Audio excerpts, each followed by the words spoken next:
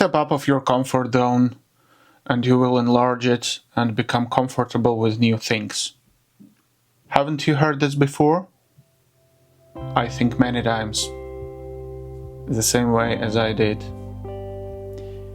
But here are the thoughts I want to share with you today that came to my mind, and I followed that path to understand that comfort zone, the way I used to understand it, is not the thing I want to chase, is not the concept I want to operate on. Let me explain this step by step.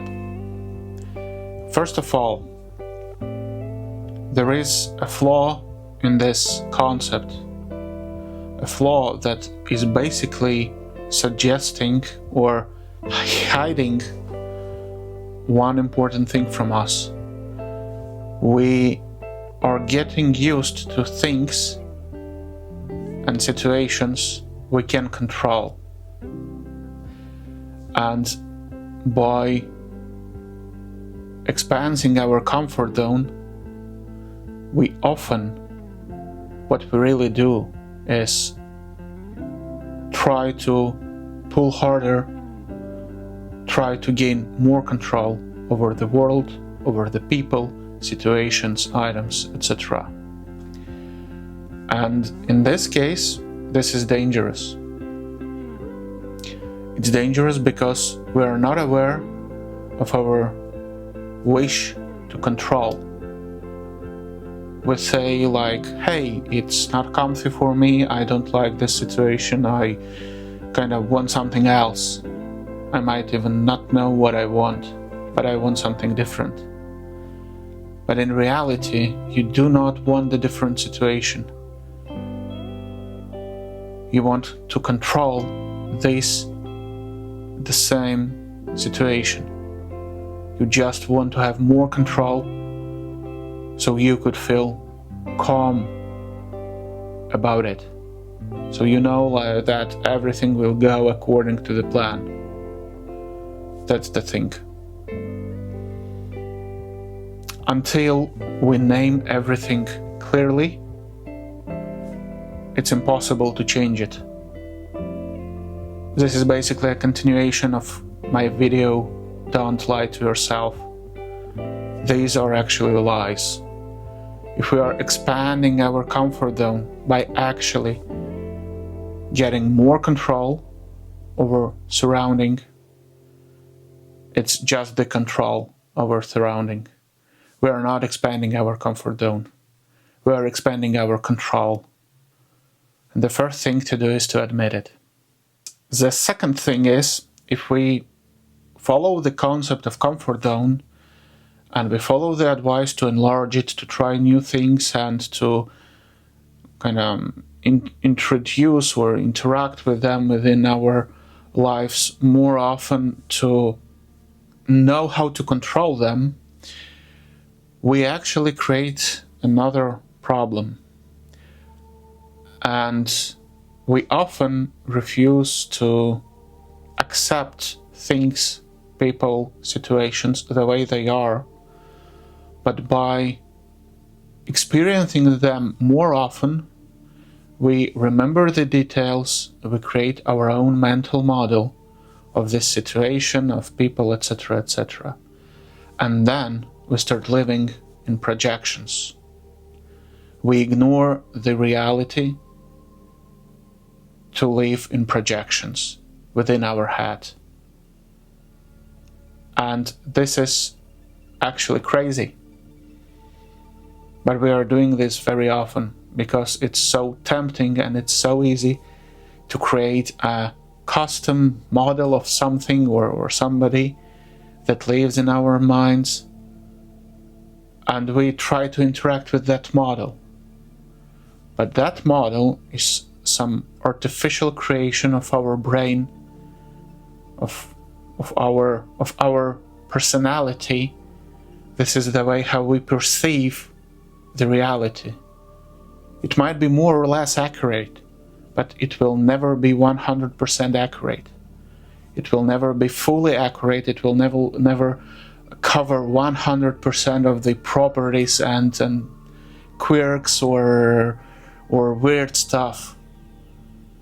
some uncomfy stuff, we will ignore it for sure. That's the way our filters are working. We forget all the bad things, and what we leave are the good things. So after a while we think, well, it was not so bad, the job, the relationship, whatever, it was not so bad. It was pretty good. They were paying me, they were taking care of me, or whatever was there. Just because the model that lives in our head, our mind is protecting us, but by erasing all those sad and painful details. So from the longer perspective, we think that it was not so bad. That's just the way our brain, our ego works. When we iterate with this model more and more and more, we also think that this is the real life. I know that guy, I know how this situation works, I know what to do here, what to do there. I know everything about it, so I'm good to make judgments, I'm good to make decisions, fast decisions. I'm good to make decisions instead of someone else, because I know that situation better. And here comes a very big problem. So we are afraid of losing control already. We are operating based on some details that are missing, some information that are not complete. And at the same time, we assume that, hey, I know very well what I'm doing. And these three things gives us, from one side, possibility to move on, to make these decisions, even these are wrong and we have incomplete informations, and sometimes it is necessary to operate and to still make decisions under such circumstances. However, there are other situations, and most of them are when we should learn more about the context, about the situation, about the people. And what we don't need more control. We need more acceptance. And from the acceptance perspective, there is no such thing like a comfort zone. Either you're comfortable with things that are happening the way they are happening, and you learn and know how to accept it. And this is your comfort zone, acceptance. What happened exactly that way. You accept that. It doesn't mean everything makes you happy, you are joyful, you're throwing a party because something happened not the way you want. No, it's not about that. But the first thing is to accept it the way it happened, or the way someone is, or the situation that was performing, was happening the way it was. And then, when we find a power or a scale of acceptance, when we accept what life, what God gives us, we have an ability to make a decision. This is our right to decide. It's a free will. And we might decide, do we agree? Do we want to keep it that way? Or we want to change it? If we are unhappy with what we get, we are powerful enough to change it. Our brains, our energy, our body, whatever we have, all the tools. It's about transforming what we got. but we cannot perform any meaningful actions with people, with items, with situations we hate.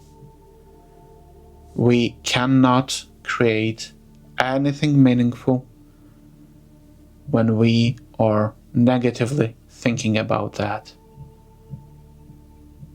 Somehow it works exactly this way. I don't know for sure, at least not yet, why it is so. But I clearly see that the most powerful state is a state of love.